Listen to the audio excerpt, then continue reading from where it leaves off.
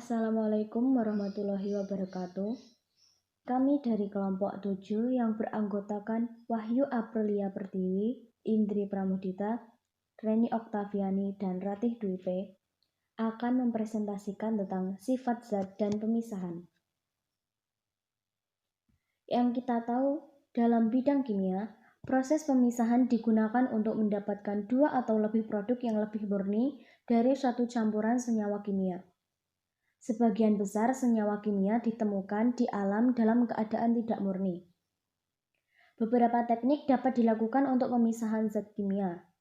Cara atau teknik pemisahan campuran bergantung pada jenis, wujud, dan sifat komponen yang terkandung di dalamnya.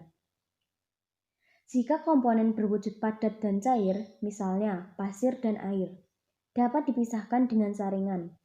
Saringan bermacam-macam, mulai dari yang porenya besar sampai yang sangat halus. Contohnya, kertas saring dan selaput semi-permeabel. Kertas saring dipakai untuk memisahkan endapan atau padatan dari pelarut. Selaput semi-permeabel dipakai untuk memisahkan suatu koloid dari pelarutnya. Karena perbedaan keadaan agregasi sangat mempengaruhi metode pemisahan dan pemurnian yang diperlukan, maka diadakan pembedaan. Yang pertama, memisahkan zat padat dari suspensi. Yang kedua, memisahkan zat padat dari larutan. 1. Penguapan. Pada penguapan, larutan dipanaskan sehingga pelarutnya meninggalkan zat terlarut. Pemisahan terjadi karena zat terlarut mempunyai titik didih yang lebih tinggi daripada pelarutnya. Yang kedua, kristalisasi. Kristalisasi adalah larutan pekat yang didinginkan sehingga zat terlarut mengkristal. Hal itu terjadi karena kelarutan berkurang ketika suhu diturunkan. Apabila larutan tidak cukup pekat, dapat dipekatkan lebih dahulu dengan jalan penguapan. Kemudian dilanjutkan dengan pendinginan. Melalui kristalisasi, diperoleh zat padat yang lebih murni karena komponen larutan yang lainnya yang kadarnya lebih kecil tidak ikut mengkristal. Yang ketiga, rekristalisasi. Teknik pemisahan dengan rekristalisasi atau pengkristalan kembali berdasarkan perbedaan titik beku komponen. Perbedaan itu harus cukup besar dan sebaiknya komponen yang akan dipisahkan berwujud padat dan yang lainnya cair pada suhu kamar. Contohnya, garam dapat dipisahkan dari air karena garam berupa padatan. Air garam bila dipanaskan perlahan dalam bejana terbuka, maka air akan menguap sedikit demi sedikit. Pemanasan dihentikan saat larutan dapat jenuh. Jika dibiarkan, akhirnya terbentuk kristal garam secara perlahan.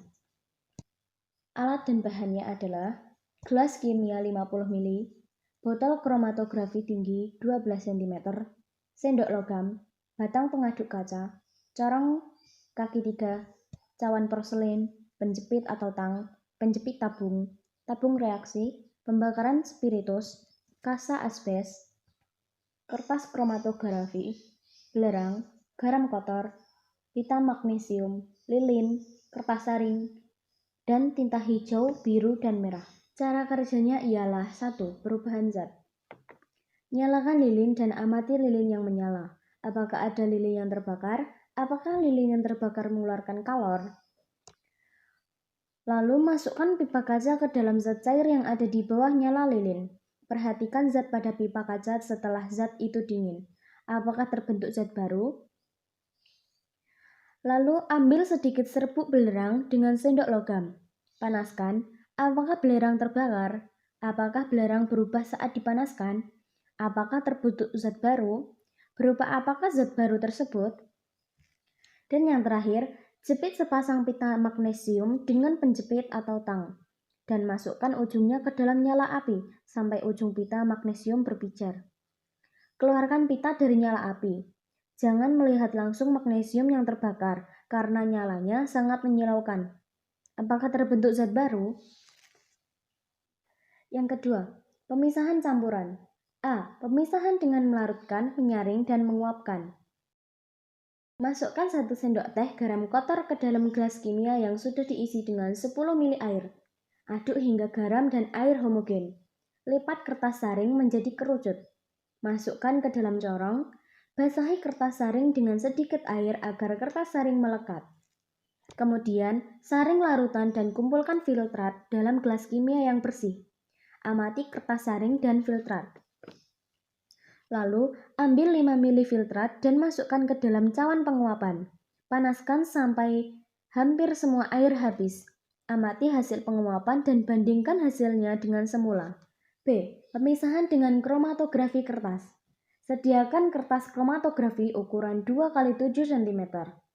Tarik garis menggunakan pensil pada jarak 1 cm dari ujung bawah kertas. Kemudian, buat titik dengan tinta hijau di tengah garis. Dan buat titik lain di sebelah kiri dan kanan titik hijau dengan jarak 0,5 cm. Biarkan tinta menjadi kering. Masukkan air ke dalam botol kromatografi setinggi 1 cm. Gulung bagian atas kromatografi pada lidi dan gantungkan kertas tegak lurus di dalam botol. Ujung kertas harus tercelup ke dalam air, tetapi titik tinta jangan sampai tercelup ke dalam air. Biarkan tinta merambat naik pada kertas kromatografi. Jika air sudah mendekati ujung kertas, keluarkan kertas dan beri tanda batas air merambat. Biarkan kertas kromatografi kering. Amati noda-noda zat warna tinta. Lalu ukur jarak batas air dan jarak setiap noda pada zat warna dari garis pensil pada ujung kertas saring. Hitung harga perbandingan kedua jarak itu tiap noda. Lalu, buat sekali lagi kromatografi dari titik tinta yang tidak diketahui, yaitu dari campuran dua macam tinta. Data pengamatan. Pada pengamatan yang pertama yaitu perubahan zat. A. Perubahan lilin saat dibakar. Perubahan lilin ini kita mendapatkan dua proses perubahan, yaitu perubahan kimia dan perubahan fisika, di mana perubahan kimianya yaitu adanya cahaya dan panas yang dihasilkan dari proses pembakaran lilin. Kemudian pada perubahan fisika, yaitu perubahan lilin dari padat menjadi cair saat dibakar dan menjadi padat kembali setelah dingin. B. Perubahan pipa kaca saat dinyalakan pada nyala lilin. Pipa kaca mengalami perubahan warna menjadi hitam dan menghasilkan zat baru yang terbentuk arang yang menempel pada pipa kaca. Perubahan ini termasuk perubahan kimia. C. Perubahan saat pemanasan belerang. Belerang saat dipanaskan melebur tetapi tidak terbakar dan terbentuk zat baru berupa zat padat berwarna kuning. Yang terakhir, perubahan saat pembakaran kawat magnesium. Kawat magnesium saat dibakar di atas nyala api akan bereaksi dengan oksigen, dan ini menimbulkan cahaya putih terang. Pengamatan yang kedua yaitu pada pemisahan campuran. Pemisahan ini dilakukan dengan melarutkan, menyaring, dan menguapkan. A. Warna garam kotor awal, yaitu garam berwarna putih keruh. Yang kedua, warna larutan garam kotor saat dicampur dengan air berwarna hitam atau coklat pekat. Yang ketiga, warna zat tertinggal dalam kertas saring, yaitu warna residu coklat kehitaman. Zat ini merupakan pasir. Yang terakhir, karakteristik zat setelah filtrat diuapkan, yaitu menjadi larutan tidak berwarna atau bening. Pengamatan yang terakhir yaitu pemisahan dengan kromatografi kertas. Didapatkan data seperti berikut. Untuk hasil RF, yang pertama, pada 0,36, untuk RF yang kedua yaitu 0,74. Pada percobaan yang kedua, pada larutan yang tidak diketahui, nilai yang didapat RF-nya yaitu 0,35. Pembahasan. Perubahan wujud zat adalah perubahan termodinamika dari satu fase benda ke keadaan wujud zat yang lain. Perubahan zat ini bisa terjadi karena peristiwa pelepasan dan penyerapan kalor. Pada praktikum yang kita lakukan, kita dapat membuktikan peristiwa perubahan fisika dan perubahan kimia. Perubahan fisika adalah perubahan zat secara fisik saja, tidak mengubah kandungan dari suatu zat tersebut. Sedangkan perubahan kimia yaitu perubahan baik fisik maupun kandungannya dan tidak dapat berubah wujud ke bentuk semula lagi.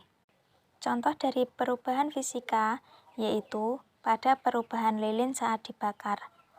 Kemudian, contoh dari Perubahan kimia yaitu perubahan pipa kaca saat dinyalakan pada nyala lilin, perubahan saat pemanasan belerang, perubahan saat pembakaran kawat magnesium. Pemisahan adalah proses memisahkan komponen yang menyusun suatu campuran, yaitu zat terlarut dengan zat pelarutnya. Pemisahan campuran yang dilakukan yaitu dengan kertas saring. Saat menyaring dengan kertas saring, kotoran garam yang berupa partikel atau sejenis pasir tadi dengan larutannya. Pemisahan ini menghasilkan filtrat. Selanjutnya, pada proses pemanasan filtrat menghasilkan kristal garam, sedangkan airnya menguap.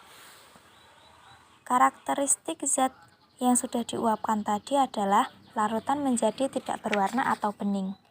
Dalam pembahasan ini, berarti memisahkan air dan garam yang ada di dalam filtrat yang akan menghasilkan kristal garam. Kromatografi adalah cara pemisahan zat dari campurannya berdasarkan migrasi. Pada praktikum kali ini, kita menggunakan kromatografi kertas.